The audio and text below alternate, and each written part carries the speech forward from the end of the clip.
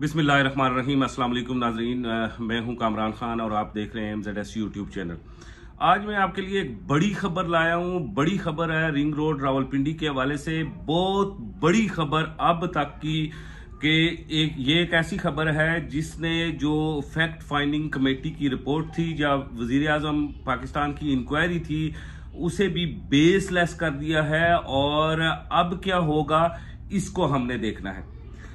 ये वीडियो इंतहाई आगे जाके इंतहाई अहम होने वाली है, लेकिन एक आपसे रिक्वेस्ट करनी है आप तमाम दोस्तों से कि मैं अपने तमाम मसरूफियात मसाइब मुश्किलात के बावजूद भी मैं आपसे जुड़ा रहता हूं यूट्यूब चैनल के हवाले से, और मैं आपको बड़ी ही अहम खबरें देता हूं, मैं आप तक अपडेट्स पहुंचाता हूं। लेकिन गिला यह है कि आप लोग सब्सक्राइब नहीं करते और मेरी वीडियोस जो हैं वो 65% लोग वो देख रहे हैं, आप तमाम वो देख रहे हैं 65%।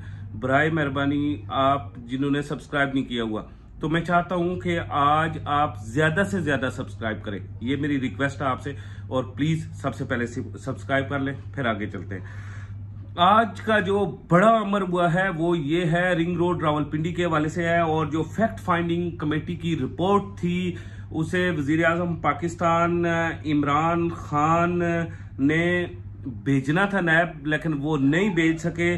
और यूं नैब के चेयरमैन ने आज खुद नोटिस लिया है और आज खुद नोटिस लेकर ये जो है इसके ऊपर इंक्वायरी का हुक्म दिया है बाकायदा से, और हुक्म दिया है नैब रावलपिंडी को।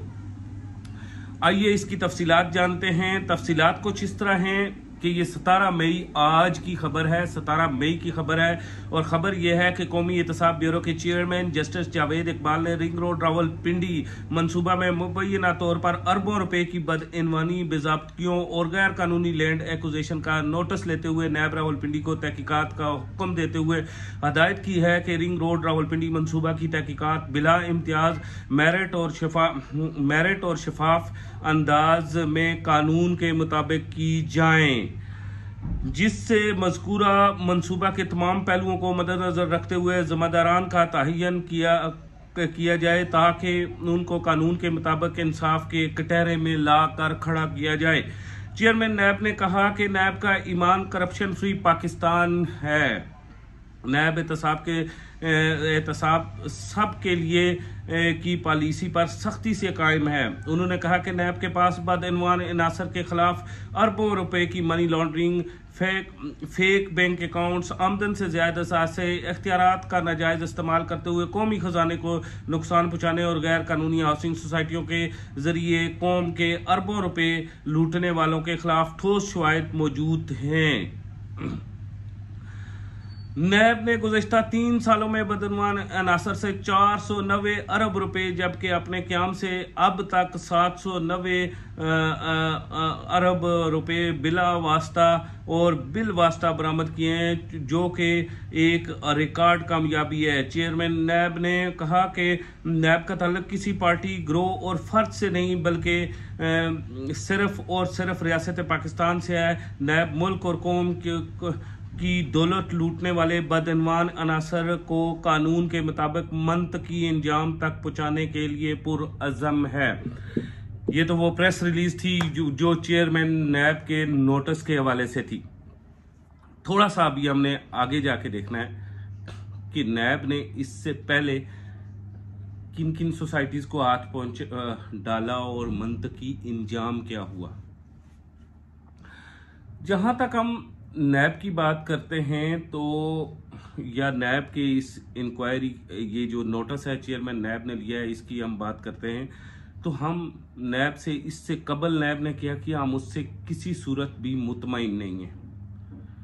नैब एक आईनी अदारा है हुकूमत पाकिस्तान का, लेकिन इससे पहले नैब मुतनाज़ा रहा है। मुतनाज़ा इसलिए रहा है कि जो भी हुकूमत रही है उसका नैब ने एक स्टेपनी होने का किरदार अदा किया है।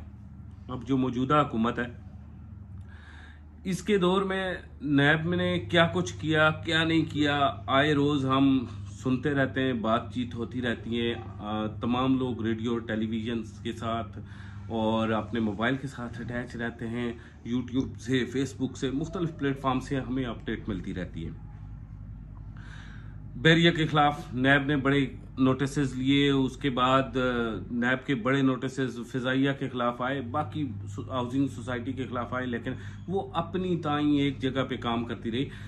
एंड आफ्टर टाइम कुछ चीज़ों में, कुछ कंपनीज में, मार्केटिंग कंपनीज थी, मोटरसाइकिल वगैरह देती थी, इस तरह के कुछ मामला थे।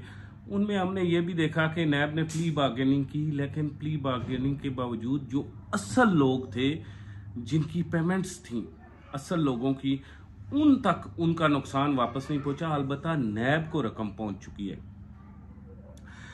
मुस्लिम लीग नून ये चाहता था, जो हमारी ऑपोजिशन की बड़ी जमात है, वो ये चाह रही थी कि हम किसी भी सूरत हम कोशिश करें कि इस केस को हम नैब तक पहुंचाएं।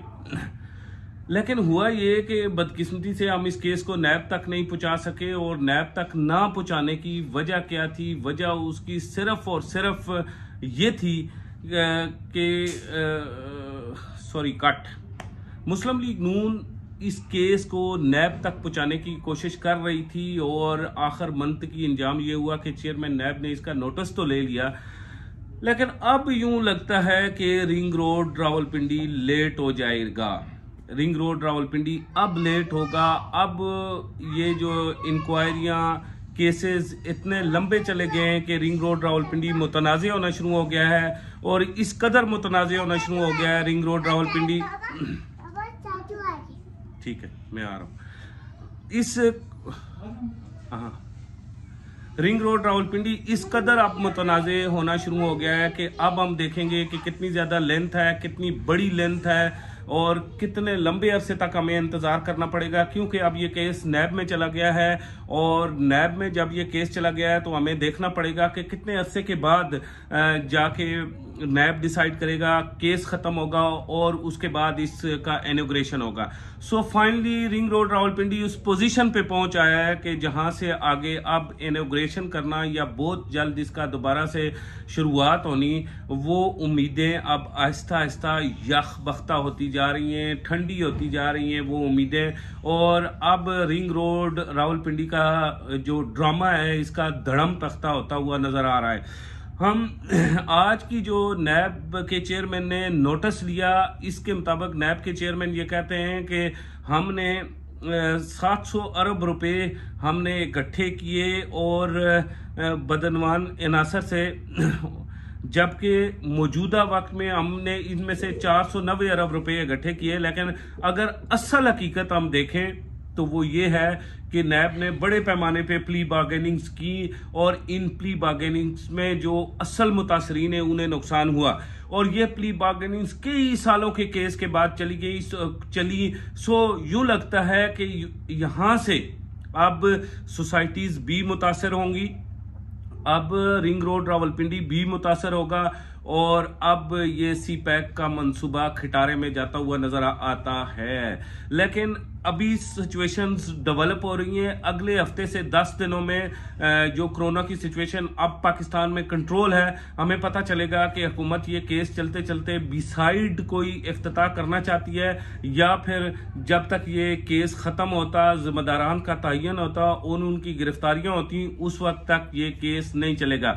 अगर ये जिम्मेदारान की गिरफ्तारियों तक ये इफ्तिताह ना हुआ तो इसका मतलब है कि रिंग रोड रावलपिंडी इस हुकूमत के हाथों से निकल जाएगा और इसका सेहरा अगली हुकूमत पे रहेगा। इसी के साथ एक मरतबा फिर आप दोस्तों को कहूंगा कि हमारे इस चैनल को सब्सक्राइब करें, वीडियो को अपने दोस्तों तक शेयर करें, फेसबुक और व्हाट्सएप पे शेयर करना ना भूलिएगा।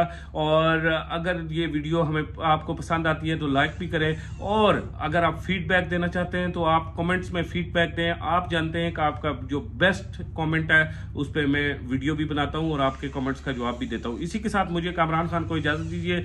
अपना और अपने दोस्तों रिश्तेदारों का ख्याल रखिए, हंसते मुस्कुराते रहिए। खुदा हाफिज।